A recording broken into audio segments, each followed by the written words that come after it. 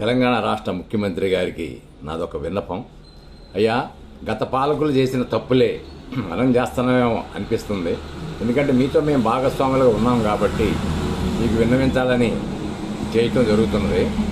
గత పాలకులు ration card ఇవ్వలేదు, ధరల నియంత్రణ లేదు, సంక్షేమ పథకాలు అరాకొర అమలు చేసి గాలి వదిలేశారు.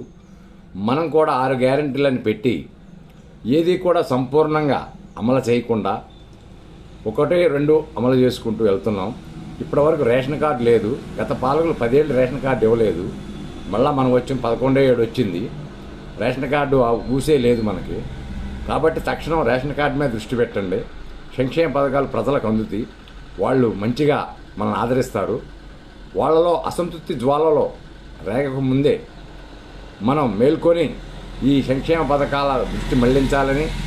అరాకొర ఇబ్బందులు ఉన్నాయి, లేవని మేము అంటలేదు. ఇబ్బందులు ఉన్నాయి. ఇబ్బందులను అధిపించుకుంటూ ముందుకు వెళ్ళాలని నేను కోరుకుంటున్నాను మిమ్మల్ని.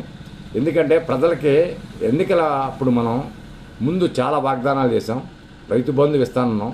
ఇప్పటివరకు 3 ఎకరాల లోపు వాళ్ళకే పడిని, 5 ఎకరాల లోపు వాళ్ళకి పడలేదు. అలాగే రైతు రుణమాఫీ అన్నాం. రైతుల్ని ఇంకా రుణమాఫీ చేయలేదు.